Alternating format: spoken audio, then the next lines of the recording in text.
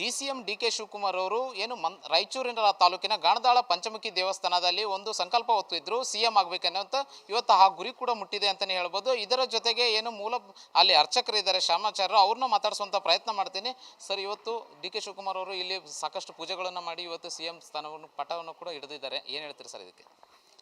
ನೋಡ್ರಿ, ಅವರು ಸಿಎಂ ಆಗಬೇಕಂತ ಮನಸ್ಸಿನಲ್ಲಿ ಇರಬಹುದು ಇತ್ತು ಏನ್ರಿ, ಆದರೆ ಅವರು ಸಂಕಲ್ಪ ಸೇವಾ ಪೂಜಾ ಕಾರ್ಯಕ್ರಮನ ಇಲ್ಲಿ ಮಾಡಿಸಿದ್ದಾರೆ. ಹಾಗಾಗಿ ಪಂಚಮುಖಿ ಪ್ರಾಣದೇವರಿಗೆ ಮಧುಅಭಿಷೇಕ ಮತ್ತು ಪುಷ್ಪಾರ್ಚನೆ ದಂಪತ್ತು ಸಂಕಲ್ಪ ಮಾಡಿಸಿದ್ವಿ. ಸಂಕಲ್ಪ ಆದಮೇಲೆ ಮನಸ್ಸಿನಲ್ಲಿ ಪ್ರಾರ್ಥನೆ ಮಾಡ್ಕೊಂಡಾದ್ಮೇಲೆ ಪೂಜಾ ಕಾರ್ಯಕ್ರಮ ಆಯಿತು. ಪೂಜೆ ಆದಮೇಲೆ ಕೆಲವೇ ತಿಂಗಳಲ್ಲಿ ಅವರು ಇಷ್ಟ ಕಾರ್ಯ ಅದು ಇಲ್ಲಿಗೆ ಬಂದಿದೆ, ಗ್ಯಾರಂಟಿ ಆಯಿತು. ರಾಯರು, ಪಂಚಮುಖಿ ಪ್ರಾಣದೇವರು, ಅವರು ಕುಲದೇವರ ಆಶೀರ್ವಾದ ಮತ್ತು ನಮ್ಮ ಈ ಕರ್ನಾಟಕ ರಾಜ್ಯದ ಎಲ್ಲರಿಂದಲೂ ಆಶೀರ್ವಾದ ಆಗಿದೆ. ಅವರು ಚೆನ್ನಾಗಿ ನೋಡ್ಕೊಳ್ಬೇಕಂತ ನಮ್ಮ ಆಸೆ. ಮಧು ಅಭಿಷೇಕ ಅಂತ ಹೇಳಿದ್ರೆ ಏನು ವಿಶೇಷ ಇರುತ್ತೆ ಸರ್? ಮಧು ಅಭಿಷೇಕ ಅಂತ ನೋಡ್ರಿ, ಅದು ಜೇನುತುಪ್ಪದಿಂದ ಮಾಡ್ತಾರೆ. ಅದು 42 ಶ್ಲೋಕ ಬರುತ್ತೆ.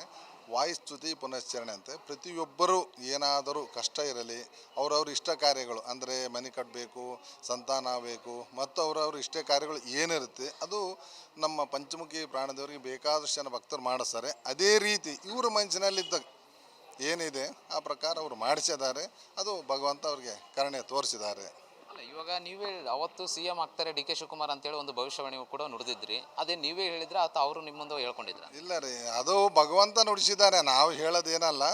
ಇಲ್ಲಿ ಬಂದು ಹೋದವ್ರು ನೋಡ್ರಿ, ನಮ್ಮ ನೆನಪಿನಿಂದ ಗುಂಡೂರಾವ್ ಅವರು ಸಿಎಂ ಆದರು ಇಲ್ಲಿ ಬಂದು ಹೋದ್ಮೇಲೆ. ಆಮೇಲೆ ಬಂಗಾರಪ್ಪ ಅವರು ಆದರು, ಆಮೇಲೆ ಯಡಿಯೂರಪ್ಪರು ಆದರು, ಆಮೇಲೆ ವೀರಪ್ಪ ಮೊಯ್ಲಿ ಅವರು ಆದರು.